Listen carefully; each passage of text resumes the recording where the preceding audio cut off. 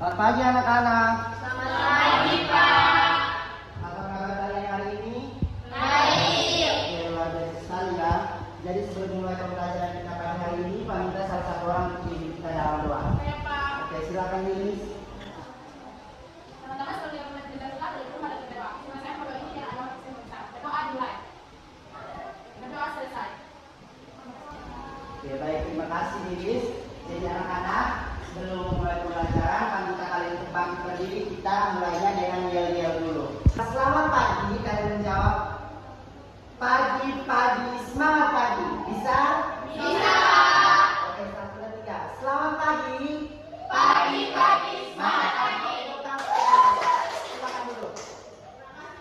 Ya, jadi anak-anak, sebelum mulai pembelajaran, Pak tanyakan kepada kalian, siapa yang masih ingat materi kita minggu lalu? Saya, Pak. Silakan kalian semua. Jadi sekarang saya Oke, betul sekali. Kira-kira jenis keragaman hayati itu ada berapa? ada dua. Apa? Nomor dan nomor.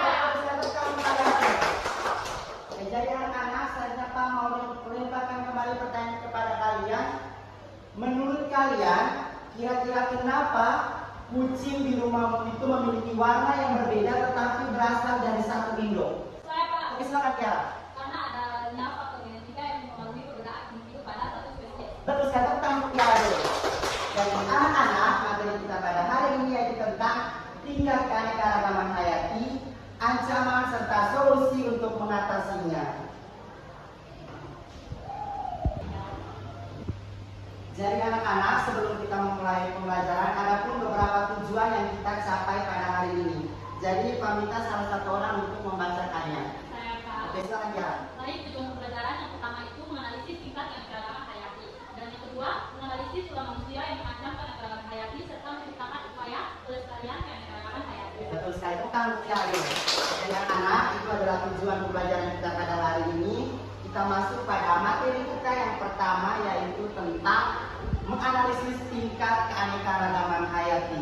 Jadi anak-anak, ada 3 jenis tingkat keanekaragaman hayati, yaitu ada tingkat gen, spesies, dan ekosistem. Kita mulai dari tingkat gen. Jadi keanekaragaman hayati tingkat gen ini anak-anak, variasi susunan gen dalam satu spesies tetapi menyebabkan adanya perbedaan atau varietas yang berbeda. Contohnya itu pada bunga mawar dan Kucing. oke, Pak jelaskan kepada kalian di mana biasanya contohnya pada satu tumbuhan bunga mawar itu ketika dia berbunga itu ada yang berwarna putih, ada yang berwarna merah, dan ada yang berwarna kuning. Ini merupakan dipengaruhi oleh faktor genetik. Yang kedua itu contohnya pada kucing. Biasanya kucing itu ketika induknya warnanya itu putih belang-belang, nanti keturunannya itu ada yang berwarna putih, ada yang berwarna hitam, ataupun ada yang berwarna coklat. Ini juga merupakan dipengaruhi oleh faktor genetik. Jadi anak-anak, kedua contoh ini merupakan contoh dari keanekaragaman hayati tingkat gen, yang mana tadi berpatokan pada keanekaragaman hayati pada satu spesies tetapi memiliki individu-individu baru. Yang kedua yaitu tingkat spesies, di mana tingkat spesies ini variasi yang ditemukan antar spesies yang berbeda dalam satu famili atau jenis yang sama. Contohnya itu pada kacang-kacangan dan famili Falidae. Biasanya anak-anak jenisnya kan kacang-kacangan, sedangkan spesiesnya itu ada yang kacang tanah, ada yang kacang merah, dan ada yang kacang hijau. Jadi ini kacang-kacangan ini adalah jenisnya, sedangkan kacang merah, kacang hijau, dan kacang tanah ini adalah spesiesnya. Yang kedua itu contohnya pada famili Falidae. Familinya itu Falidae, dan dia punya spesiesnya itu seperti kucing, harimau, dan singa. Sampai sini paham? Intinya dia itu menekankan variasi dalam antar spesies tetapi famili dan jenisnya sama. Lalu yang ketiga yaitu tingkat ekosistem. Seperti yang kita ketahui itu kan ekosistem itu berkaitan dengan hubungan timbal balik antara organisme dan lingkungannya. Jadi ini menekankan bagaimana suatu spesies atau organisme itu hidup sesuai dengan adaptasinya.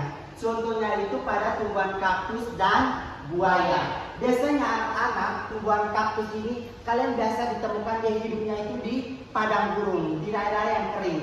Artinya dia menyimpan cadangan air di dalam batangnya, yang mana ini merupakan cara adaptasinya terhadap lingkungan yang kering. Begitu juga yang kedua ada buaya. Buaya ini kan digolongkan ke dalam hewan vertebrata yaitu kelas reptil. Tetapi dia memiliki adaptasi khusus di mananya biasanya reptil lainnya itu anak-anak, dia hanya memiliki 3 ruang jantung. Tetapi buaya ini memiliki 4 ruang jantung yaitu 2 atrium dan 2 ventrikel. Hal tersebut adalah contoh adaptasi dia terhadap lingkungan di mana dia bisa menyelam sangat dalam. Sampai sini paham? Paham. Oke, selanjutnya kita masuk pada materi yang kedua yaitu ulah manusia yang mengancam keanekaragaman hayati. Jadi anak-anak bisa perhatikan gambarnya, ada beberapa ulah manusia yang mengancam keanekaragaman hayati, mulai dari menebang pohon, membakar hutan, dan berburu secara terus-menerus. Jadi anak-anak dari ulah tersebut ada pun upaya pelestariannya.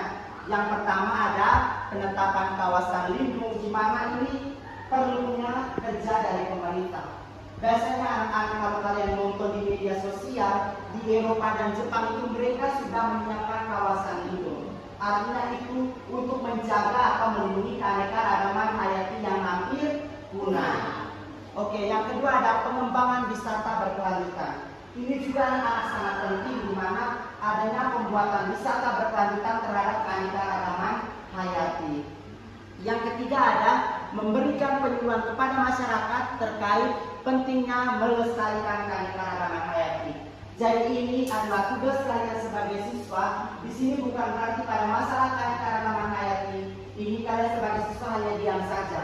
Kalian bisa saja memberikan penyuluhan kepada masyarakat setempat. Contohnya anak-anak, contohnya ketika kalian lihat masyarakat di sekitar kalian yang menebang pohon atau membakar hutan, kalian bisa menegur mereka. Jadi dengan hal tersebut otomatis di situ adanya upayanya kalian untuk melestarikan keanekaragaman Hayati. Oke, betul sekali. Yang keempat yaitu membuat poster tentang keanekaragaman hayati. Jadi ini juga sangat penting anak-anak. Contoh kecil saja biasanya, biarpun tumbuhan yang ada di sekitar kalian itu kalian buat poster, tempel itu pada tumbuhan.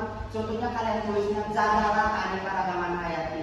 Karena kita menjaga keanekaragaman hayati itu sama halnya kita menjaga diri kita sendiri. Oke anak-anak, mungkin itu saja materi dari Pak. Pak tanyakan kepada kalian, apakah ada yang ingin bertanya? Tidak ada, Pak. Oke, kalau itu Pak ingin bertanya kepada kalian. Kira-kira mengapa keanekaragaman hayati di suatu daerah itu bisa menurun? Ada siapa yang bisa jawab? Oke, silakan Nathan. Menurut saya, Pak, karena adanya ulah manusia yang merusak keanekaragaman hayati seperti limbah hutan atau buang limbah pabrik ke laut. Betul, saya tepuk tangan dulu. Dari kasus tersebut, kira-kira apa dampak yang terjadi terhadap lingkungan? Siapa yang bisa jawab? Saya, Pak. Oke, silakan Darwin. Menurut saya, Bapak, dapat menyebabkan banjir, polusi udara, dan keanekaragaman hayati itu. Betul sekali, tepuk tangan Darwin dulu. Jadi betul sekali anak-anak yang dijawab oleh kedua teman kalian. Selanjutnya, untuk menggali lagi kemampuan kalian, di sini Pak punya LKPD. Jadi kalian dibentuk dalam 2 kelompok. Pada LKPD ini nanti anak-anak ada 1 studi kasus. Kalian itu menganalisis studi kasus tersebut, terus dampak dari studi kasus tersebut dengan solusi yang ditawarkan. Sampai sini bisa paham? Bisa. Silakan kalian bagi dalam 2 kelompok kecil.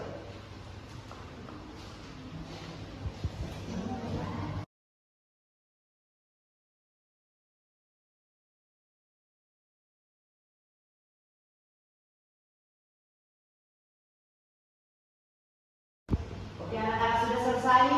Oke, siapa yang mau presentasi? Oke, silakan.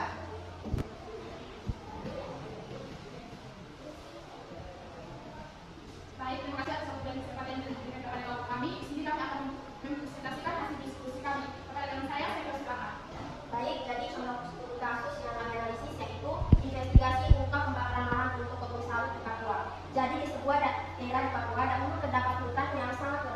dengan berbagai jenis tumbuhan dan hewan seperti burung, serangga, dan mamalia.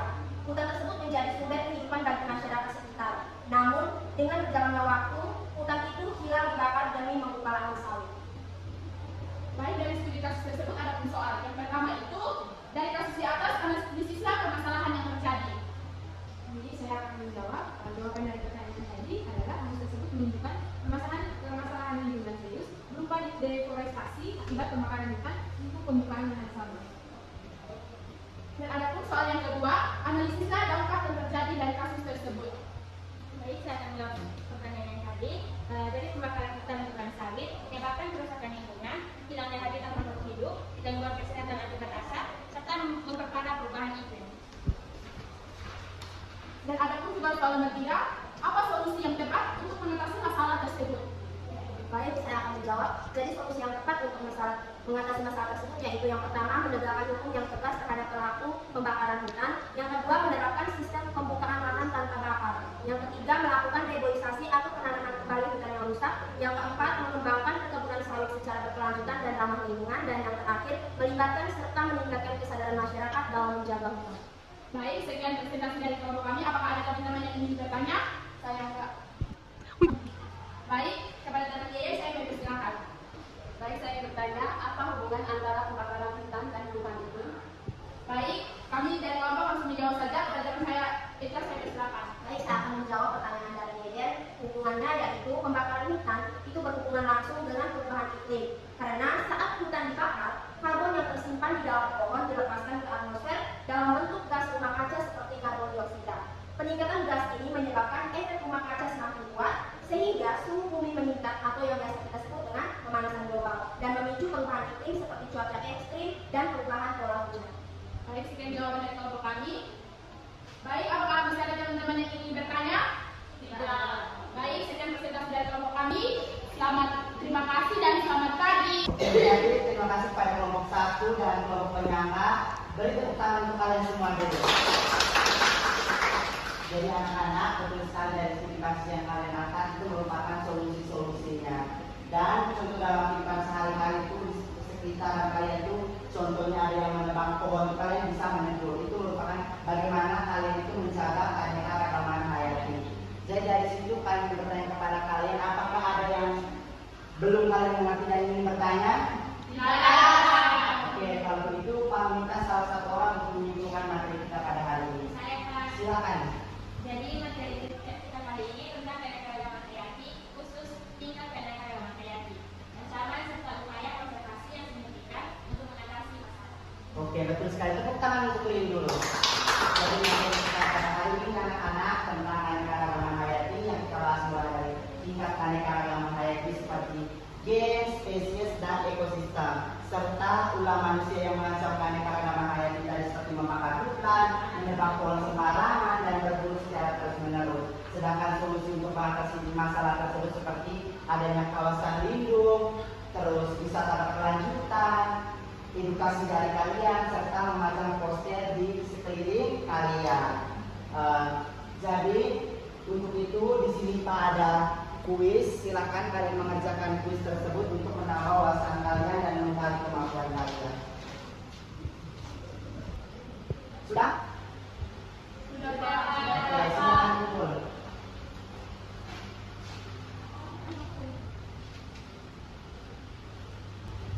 Oke, baik, terima kasih anak-anak. Jadi karena hari ini cukup sampai di sini, Pak minta salah satu orang untuk memberikan refleksi terhadap pembelajaran kita pada hari ini. Siapa yang mau? Saya, Pak. Oke, silakan ya.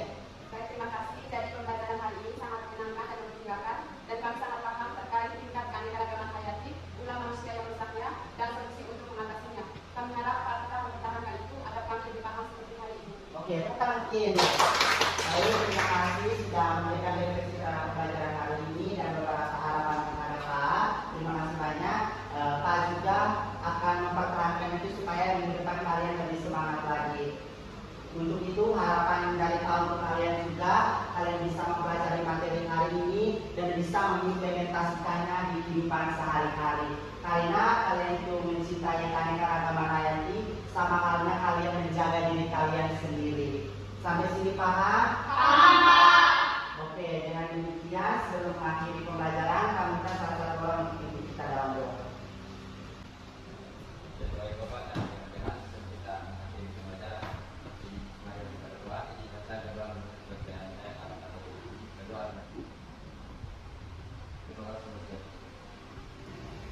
Sekian dari kami. Terima kasih anak-anak. Dengan demikian pembelajaran kita pada hari ini sudah selesai dan cukup sampai di sini. Kami minta maaf bila ada tutur kata atau sikap dari yang kurang berkenan di hati kalian. Kami mohon maaf yang sebesar-besarnya. Lebih dan kurangnya terima kasih dan selamat pagi semua. Selamat